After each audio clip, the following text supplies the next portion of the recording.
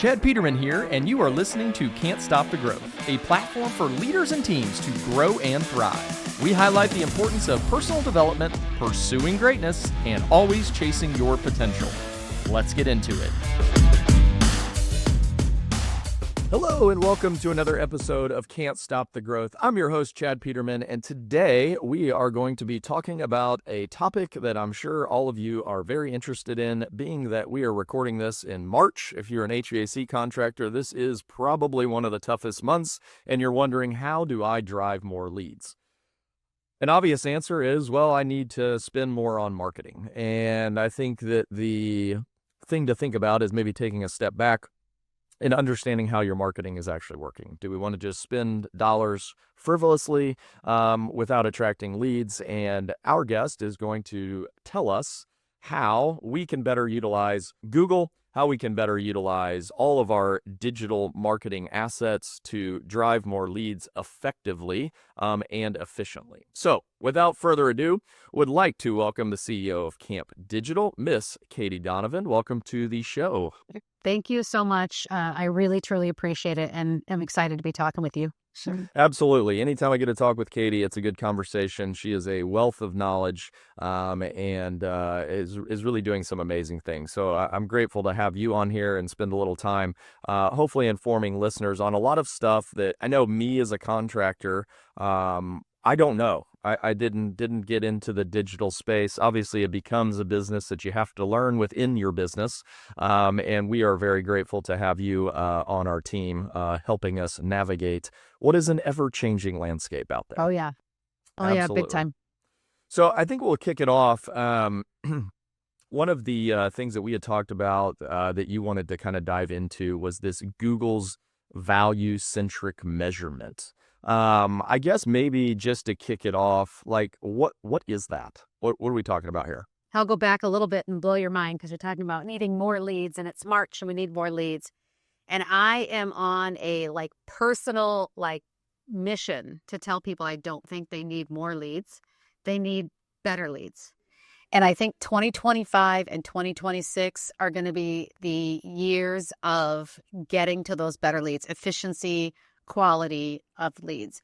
And it scares people a lot of times. I'll say, listen, I'm not going to bring you the same amount of leads I brought you last year, but I'm going to bring you better leads, which is going to help your efficiencies. You and I were just talking about that before we kicked this off. Like sometimes making that small operational change, getting more efficient, can have tremendous impact on my overall profitability. So if I don't have to go through 17 leads to get to the 5 good ones that are se habla español, necesitas trabajar, and my Spanish is terrible, I know, I'm from Minnesota, give me a break. But if I don't have to go through all of those leads or phone calls to get to my real leads, and I can get those just solid leads and work those leads, less quantity, better quality. And I think that's where we're going. So you'd asked about value-centric measurement. That's what it is. Our whole goal is to place a value and measure everything against that value and feed that value back to the beast. Feed that value back to Google, to Bing, to all ChatGPT is part of Bing, to DuckDuckGo, all of these different systems, Amazon, Reddit, to say, I don't want just calls. I want calls that convert, calls that book, calls that run, and calls that bring me revenue. And I really think 2025 and 2026 are going to be the years of that. Yeah, no, I couldn't agree more. I think there's a lot of stuff to unpack there. I guess maybe how does, if I'm sitting here and I'm a contractor, I'm like, okay, how are you going to send me better leads? How does that work? Right now, I think most of us, self-included, right? Well, working with your team, I'll be like, hey, high five, $50 cost per conversion, and a conversion's a phone call, a form fill, a chat, or an online booking. But with the exception of the online booking, I don't really know what happened to those calls. I don't know if they were calling to ask if your refrigerator was running. I don't know if they were calling to ask if you guys do swamp coolers, right? None of these things are really leads. I just listened to a couple of calls this morning for a client of ours on sewer, and most of them were, for some weird reason, real estate agents calling about whether you do a sewer line inspection. I mean, we'll do it, but that's not going to generate us a lot of revenue, right? I'd rather get to the calls that generate me revenue. So if I can get rid of those Spanish-speaking calls, people calling about invoices and things in my paid search, and I can take the leads that convert to a book call, a run call for revenue, and ROAS, return on ad spend, and train Google on that. So no longer count a lead as a phone call, form fill, or chat, but now start talking to you, Chad, as a lead was a booked call that ran for revenue. And I also think, in a side note, it's taking marketing and operations finally and bringing us together. Because now, the old fight between marketing and operations. I brought you 100 leads. You only closed 10 of them. Well, yeah, but only 20 of those were decent leads, right? So that's the gap that we're trying to close with value-centric measurement. It's taking that first-party data and feeding it back into the beast. Yeah, I think that's so critical. I mean, I think about our operation. Every morning our CSR manager sends me over what our booking rate was yesterday. Yeah. And more importantly, what were all the calls that we didn't book? Like, why did we not book it? A lot of them are operational, like, oh, it's a smaller location for us, and we've only got 2 plumbers there, and we got an influx of calls, and we told them it'll be tomorrow, and they wanted today. Okay, well, that's going to happen. That is more, okay, we got to fix the operational piece. But then you look at some of the calls, to your point, that are like, well, we probably didn't even want to book that in the first place. I mean, I think the one I see it that's, and I think to your point of getting the better leads, where we see it is in sales. Credit deads are definitely up. I don't know what the percentage is, but it sure feels like a lot more. And you get there, especially during this time, it feels like people are just interested in having you out to just chat. And it's like, well, shoot, we weren't going to close that job anyway. But I think to your point, if we can feed that back in, all of a sudden our customer avatar gets a hell of a lot more precise. Absolutely. And this is kind of my big passion project too around this kind of stuff. If you're looking at the overall picture, Google, like everything else, is getting more expensive. Bing, like everything else, is getting more expensive. All of these tools are getting more expensive. If you keep doing the same thing, you're going to have to just spend, in some cases, AC repair, they're predicted to go up 35% in cost per click in 2025. So if you want to stay the same course, increase your spend by 35%. You've got to change the narrative. We've got to find a better, smarter mousetrap in order to put this in. So for us, what we're trying to do is lean into where Google's, skate to where the puck is going, not to where the puck is. I'm a Minnesota hockey girl.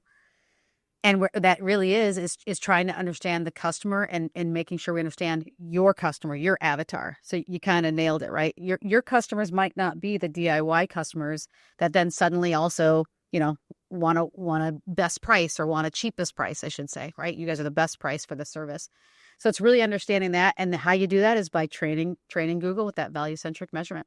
So is this something, if I'm a contractor sitting out there, I'm guessing I can't do this by myself. Is this a question I should be asking whoever's running my digital for? Is this something that everybody can do? Like, tell me a little bit more of what are some of the things that people that are sitting out there, if they're not using you guys and they're using someone else, which, okay, great. What should they be asking? What should they be thinking? There's some really basic stuff you can do right out of the gate with just and anyone can do this. Even if you're running your own Google Ads, you can upload your customer list. That's a signal you're starting to send Google. I'm going to take you down a little journey here, so bear with me on this one. But a lot of people ask about the future of search and, Google's going to be dead. Not for home services. It's not yet, right? But really what's happening with Google and all of these things is they want to become your personal assistant. I promise I'll bring us back. It's like a Quentin Tarantino movie for a minute. You have to bear with me. But Google for search wants to become your personal assistant. Right now, if I typed in best restaurant near me, both restaurants you and I'd want to go to are going to try and pop to the top because we both want best restaurants. Are you a steak eater, Chad? A Italian burger guy? What's your favorite kind of food? Well, I like all food, but probably steak. All right, so you're a bougie steak eater. We'll go. Yeah, there you go. And I am a cheap, greasy hamburger girl. If you and I type in best restaurant near me, we're both fighting for the same space. Where AI is going to be taking search is they want to deliver you steakhouse options, and they want to deliver me hamburger options, which seems a little scary. Like I might not pop up. I might not have that first party kind of data. But your bougie steakhouse doesn't want my cheap burger person in there, right? I'll be like, what's the cheapest thing on the menu? Can you overcook this? All those kind of things. And we don't want you. You're going to be like, oh my God, is there anything that doesn't come with grease that drips down my arm? So it's about kind of aligning all of that the whole way through. And so your question, going back to your question, was what can we do now? It's sending those signals to Google, uploading your audience list. What's on your website? Does your website talk about the type of customer that you want? All of those things are going to help if you can't get the sophistication level of integrating first-party data and tracking through the customer journey, optimizing for different parts of the customer journey. All that fun stuff is, 400 level. Right out of the gate, any contractor, does your website reflect the type of customer you have? And are you uploading customer data into Google automatically? Yeah, no, I think that's great. I mean, it makes sense, right? From everything's getting smarter and we're all, using all of this AI and different things like that. And to me, this is a great example of how we can really kind of, to your point, train Google to deliver us who we want them to deliver. And then, then the operational piece takes over and we've got to execute. Yeah. I mean, you're, if I remember correctly, and I hope I'm not, but you're a big Daikin shop. Yep. Daikin is a specific type of buyer. It's not a Goodman buyer, right? Yeah. It's a very specific, you're not selling a lot. I mean, it's a very specific type of buyer. I had a guy out in the East Coast we work with who mini splits are his jam. A mini split buyer is a very specific type of buyer. Are you doing everything you can to reflect that type of buyer onto your site?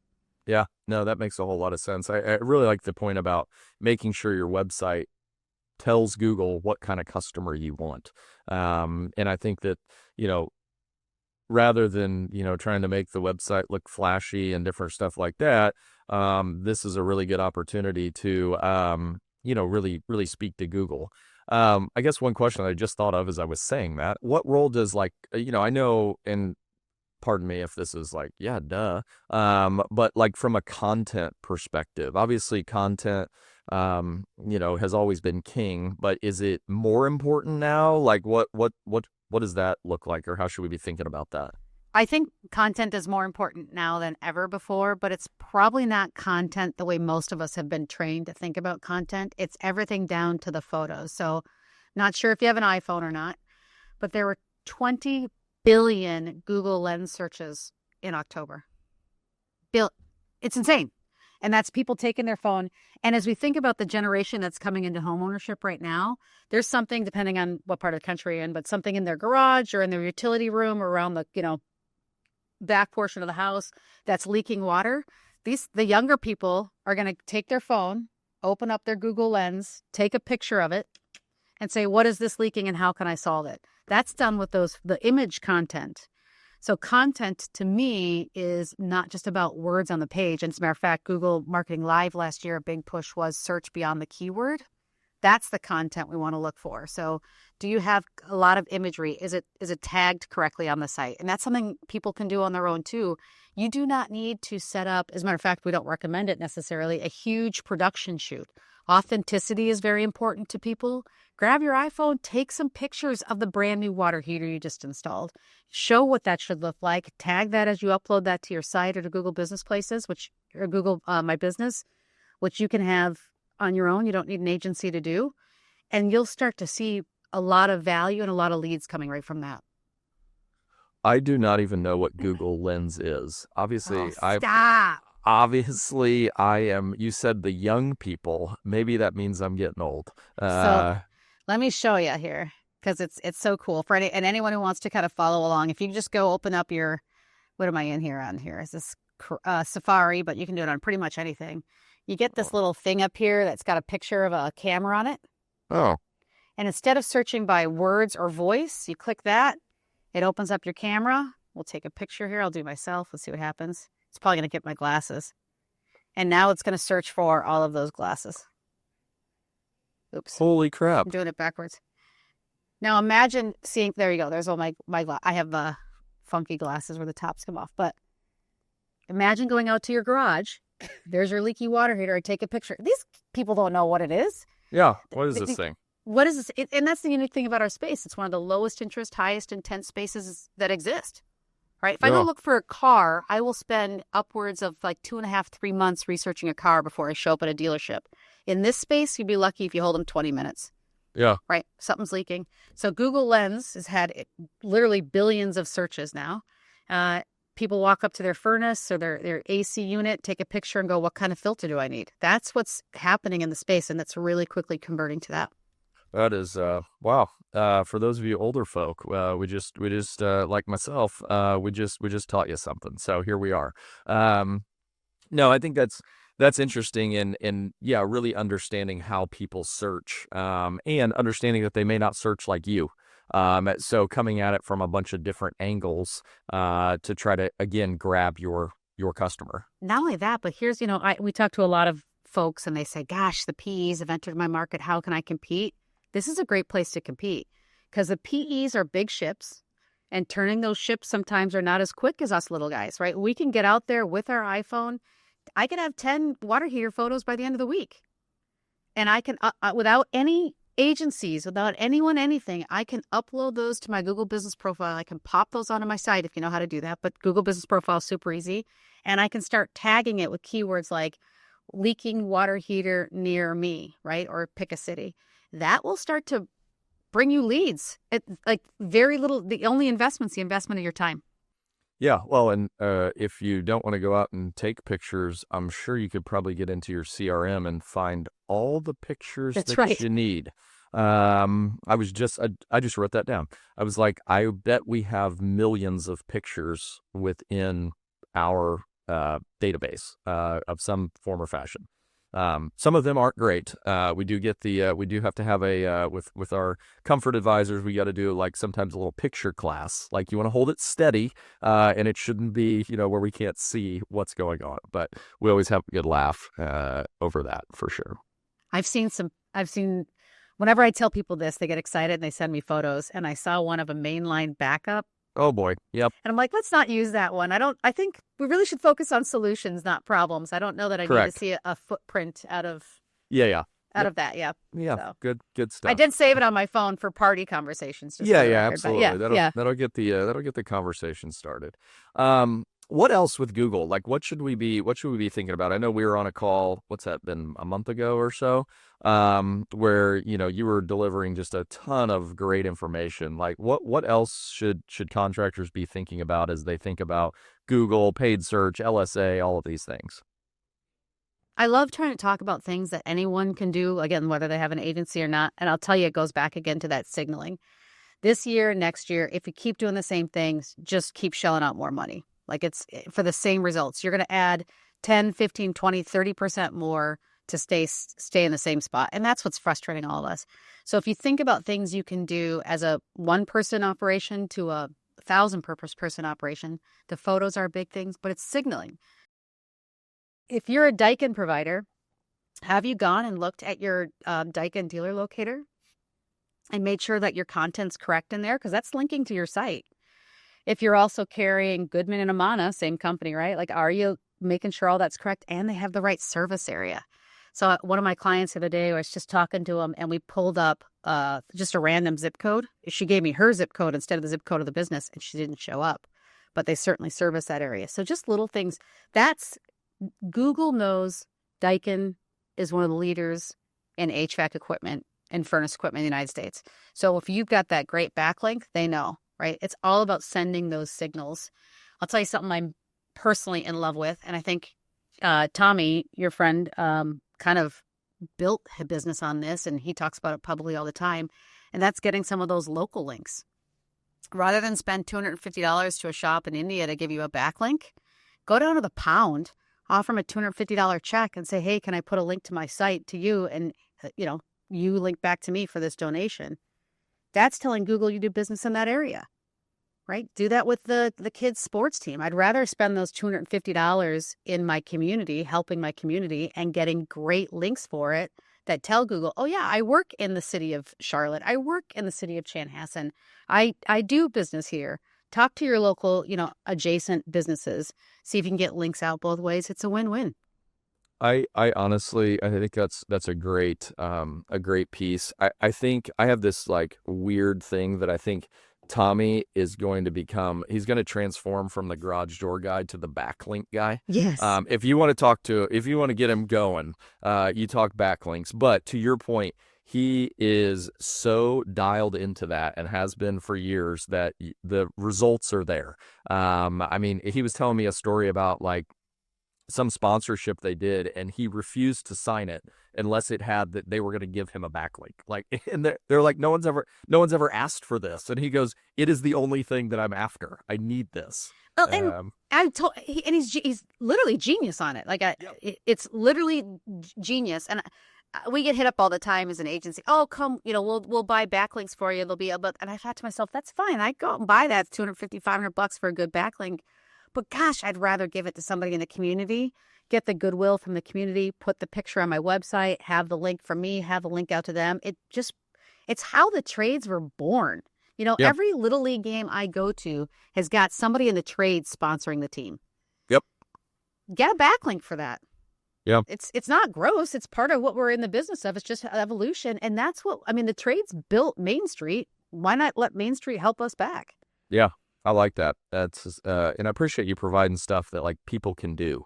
Like you can go do that today. Actually, when we get off this call, I'm going to send an email and say, what is our backlink report, whatever the hell it's called. What's it look like? And then who are we doing business with or who are we sponsoring that is not on this list? And let's go make it happen. Like that, we could probably do that in an afternoon and probably generate 20 or 30 more. And beyond the backlinks, beyond the technical side of it, it's just the goodwill too, right? Like I see, and maybe I'm the only one, but I notice everybody who sponsors my kids' team. My daughter plays volleyball. I noticed everybody who's got a jersey sponsorship on my kids. I'd rather do business with those businesses anyway. I think that's human nature. So besides the technical aspect, and again, I'd rather give it to a guy in my hometown than somebody, nothing against outsourcing things globally, but I would rather give it to somebody in my hometown than somebody across the country or across the world. Yeah. And I'll tell you what, the one thing that I have like noticed, and I'm about there to do it, is these high school kids, they want, like, I get requests for a hooded sweatshirt with our logo on it literally once a week. Someone in the office is like, oh, my daughter, she wants one of these sweatshirts. Or, hey, my daughter's been wearing your hoodie to school. Yeah, there you go. Magnets. But yeah, a lot of funny stories. We had a 6-year-old boy. It was his birthday. And his mom reached out and was like, I don't even know if this is possible, but like my son is obsessed with you guys and thinks that you're superheroes. And so he came in and we gave him a goodie bag and gave him a tour and he watched us film a commercial. You would have thought the kid was on cloud 9. I'm like, well, shoot, I wish my kids thought I was this cool. But they don't. But yeah, no, I think those are great things that I think people can take right after you listen to this and go implement and go take action. And as much as I love to push digital marketing, the market we're going into right now, I think some of these guerrilla tactics are where we got to go back to some of our roots, things that work. And if you can get, if you got a football team wearing Peterman jerseys, everybody who sits in those stands sees Peterman, and you get that backlink. It does help with digital and it helps with the community. And again, it didn't cost you any more than going out and buying a link from somewhere else.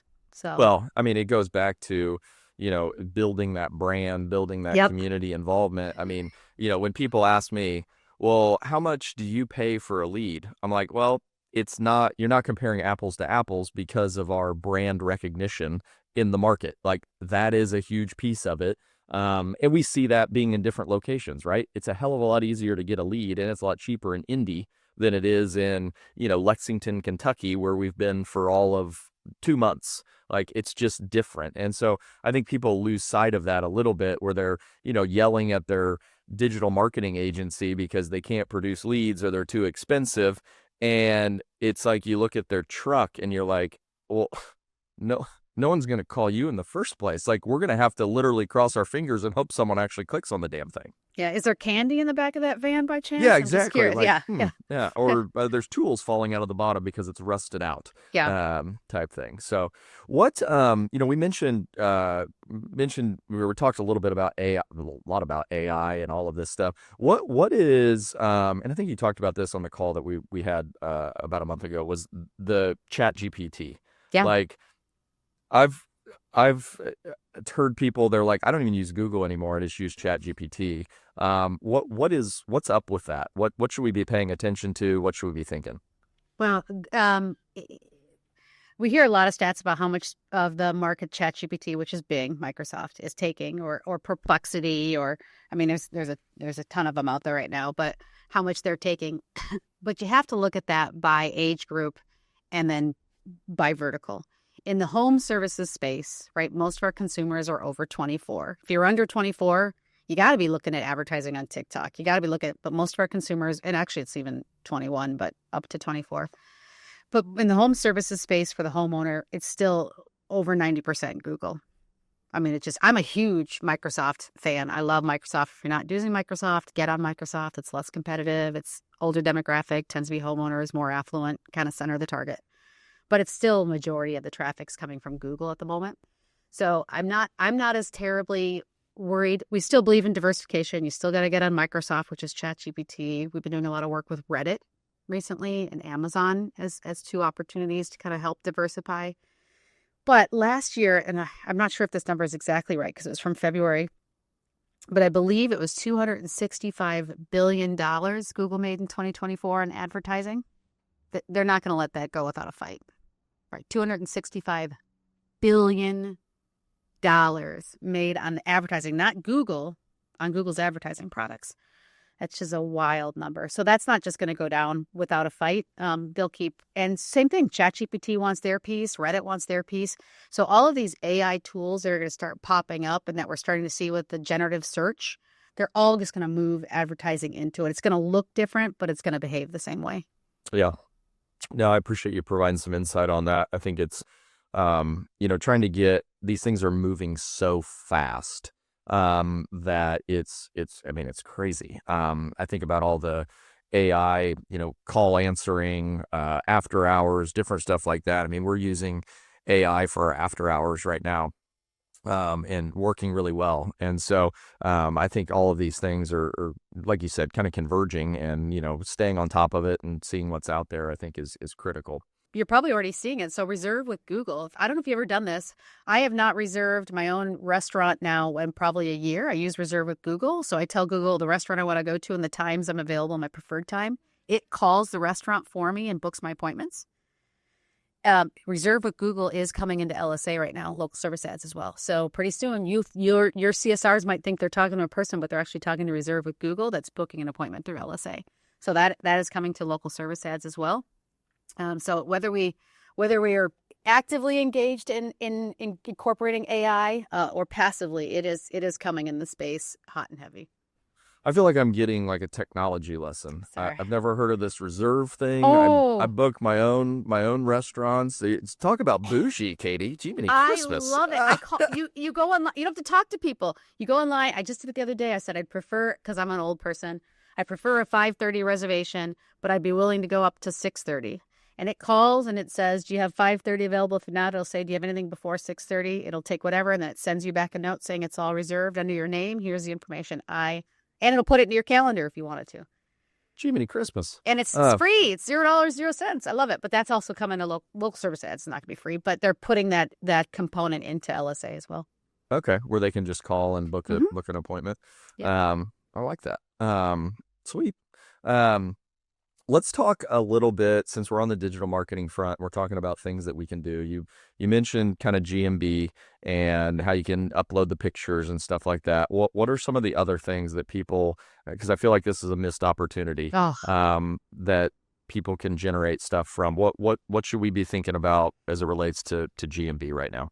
Yeah, I think Google My Business is probably one of the least properly utilized tools, and probably one of the best tools that you can have. And it is designed to be done from I joke about kind of sitting in your truck with a large thumb, right? Like you can do all of this from your phone, from your device. If you just take 5 minutes to go into your Google My Business profile and just make sure a couple of things. So I always tell people, make sure you're putting posts up there, putting up photos, getting the reviews. That's super important. I'll give this little plug because a lot of people ask me how many reviews they should be getting. You have to have a Google or Google registered email address for to leave a review on Google My Business. That's about 53% of the emails people in the United States have a Google or Google registered address. So if you're doing 100 jobs a month, 53 can leave your review. If you're asking everybody, the whole 100, you should get at least half of those reviews to leave your review.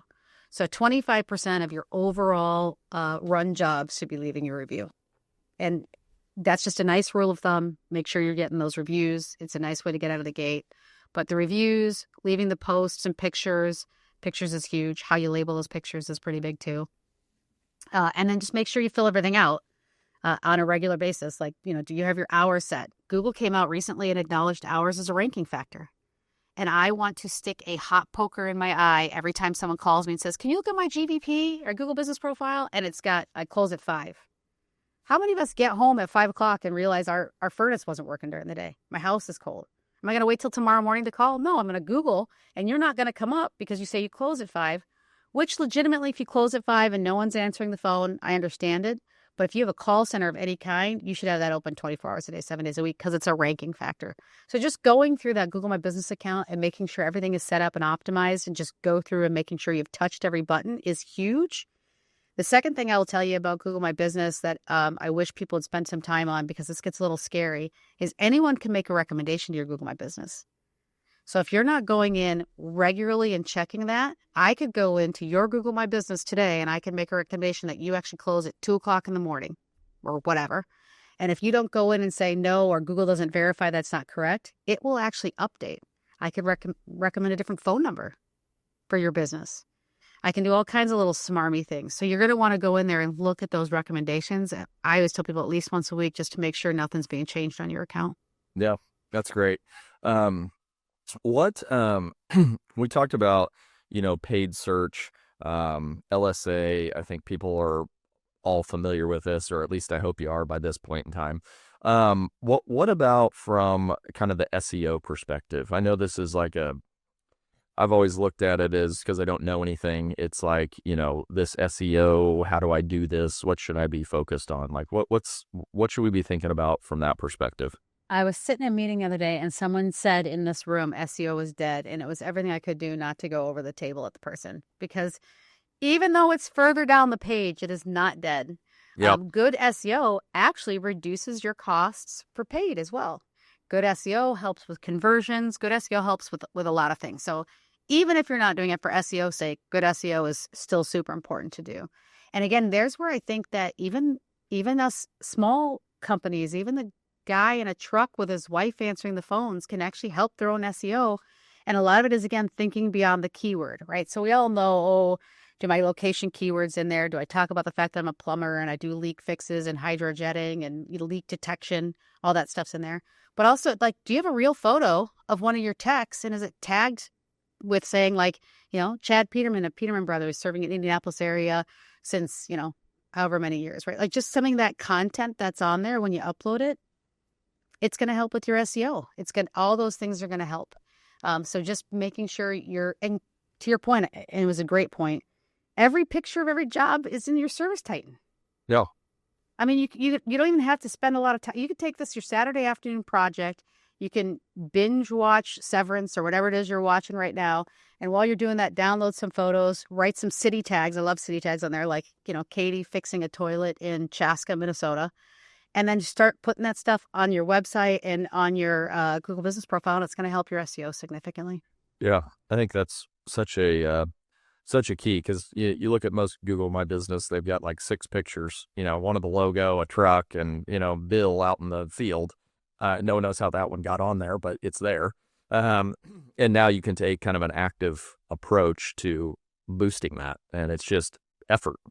And you can use it on your website too. I mean, if you have the ability to add it to your website, if not, everyone's got someone who's helping with their website. Send them 5 or 6 a month. There's a couple things Google loves. It's frequency, consistency, and recency, right? So if I'm just consistent, even if it's just 5 photos a month, and then it's recency, it's looking at the fact that I'm updating that. There's new, fresh content to look at. So consistency, frequency, and the frequency is really important, because you don't want to get really excited, go load 900 photos, and then fall off a cliff, right? I mean, sometimes we get excited, send out reviews to everybody in our database. We get 100 reviews, and all of a sudden Google goes, ooh, hey, I'm going to suspend this guy because I feel like maybe they're doing some shenanigans. So you just want to pay attention to those things, but just carve and I realize time is the most valuable asset most of us have, but carve 30 minutes out every Thursday afternoon or, Wednesday afternoon when it's a little bit slower, and just put your posts out there, put a picture or 2 up there, and it will pay off. You will see leads come from it. I mean, it's all but guaranteed. I mean, I've never seen it not work. Let's put it that way. Yeah, absolutely. One of the things, and I spoke about this at the very beginning, is kind of the role that the call center plays. Obviously, I'm sure you've never heard from a customer where hey, you're not sending me leads, and you're like, well, apparently I am, but you're not booking any. How do you coach clients or conversations that you've had about the importance of being able to book that call? Like we're sending them. We talked about sending better leads. That's great, but then you've still got to book them. Like what are those conversations like? Where have people got it dialed in? Like what do you see on that front? I think that's where AI has been a game changer in this space, right? So we're able to, through our partners, we use What Converts, but through our partners on our phones, our phone tracking software, to say, listen, we brought you 50 calls. 45 of those were over 3 minutes. And they were for keywords like plumber repair near me. At some point, the keyword searches are great. The volume, the time on the call is great, as long as it's not all hold time, right? Which could be another issue. And then we can see kind of the transcripts, the conversations, we can data mine that stuff. That's been really helpful. And actually, when done as a partnership, when not done as see, it's not me, it's you, like a bad high school breakup. It's not about you, it's about me. But it's when done that way and saying, hey, listen, we're noticing this, we're bringing some good leads, but what's happening here? It ends up being a really nice partnership as well. Anytime you can use these AI tools to improve anything, it's that rising tide lifts all ships. Yeah, absolutely. And I think the other thing, this is just a quick tip that helped us, is do your CSRs know how much you pay for a lead? We rolled that out to where we told and you would have thought we told them the most deepest, darkest secret. And we're like, no. When you see that lead come in and it is an LSA or pay-per-click lead, come hell or high water, we've already paid for it. So we might as well run the job. And so, trying to see where those leads are coming in from and letting your CSRs know how valuable that is. To me, there's a greater sense of urgency, and hopefully your team takes ownership in the fact of, oh shoot, we just spent $200 on that install lead. We need to book this. So we may have to override capacity boards or something like this, but like we've got to run it. We paid for it. Bill Kerrigan is a gentleman who taught me this many years ago. He's 3 mountains in Portland, Oregon, with his amazing wife, Danny. But I'll never forget it because he had kind of a cojones of steel. His LSA was killing it. And I said, oh, let's move your LSA up. Let's spend more there. And he goes, nope. Matter of fact, let's pull it back. And I said, what are you doing? This is against my religion to pull back on LSA. What's happening? And he said, I want my guys are starting to burn through these leads. They're not taking them seriously because there's always one right behind it. So he said, I'm going to slow it down so they realize every lead is important and valuable and they treat every lead like it was. And that was, at the end of the month, one of the best months he had. And I had to eat a lot of crow for that one because he crushed it. Now, it took cojones of steel, I think, to say, and actually it kind of brings us back to that less but better kind of notion. But his CSRs were treating him that way too because they knew that if they hung up the phone, there wasn't 3 more sitting on the line they could burn through to get the right booking. Yeah, it was amazing. No, that makes a whole lot of sense. Well, Katie, I really appreciate the time. What is if people want to get more of this information, and maybe have you lead the conversation instead of me, who actually about this stuff. So I come from the contractor seat. I'll just ask those questions. Where can people get more information? Tune in. What's that look like? We do have a podcast that's going to go more into the AI side of things, kind of talking about that restaurant analogy I gave you, but a lot nicer, a lot more behaved, I think. I think that one's actually on my birthday, April 9th. Shameless plug. Perfect. Shameless plug for my birthday. My mom's birthday's on the 6th, so yeah. I love it. So we have that, but you can also check out our website, campdigital.com, and then we have all of our social medias. I am a really big advocate of partnership through education. So we post lots of updates about like what we see, what Google's telling us in the market, where we see costs going, what we see for trends. I believe very strongly in the trades and what the trades do for the country. So we try and promote anything we can for anybody. Yeah, well, that is, I'll second that. The level of education that you provide is second to none. So I appreciate you doing that. Because again, as I said at the outset, this is a business inside your business. That you've got to figure out. And I think more importantly, you've got to find partners that know about this and specialize in this so that they can kind of lead you through this journey. And we also talked about a lot of things that you can do on your own. So again, appreciate the time. Thanks as always. I will see you here in 2 months. 2 months, month, something like that. I'm excited. Excited about that. Again, listeners, if you need more information, she lets you know how to hit her up and how to tune in to get more information on this stuff. So thanks again, Katie. I really appreciate it. Thank you so much. I appreciate you, Chad. Thanks for tuning in. If you'd like to connect with me personally, you can find me at chadmpeterman.com. To see what our team's up to, you can visit petermanbros.com. Don't forget to check out the YouTube channel and consider joining the CSTG arena. As always, keep growing out there.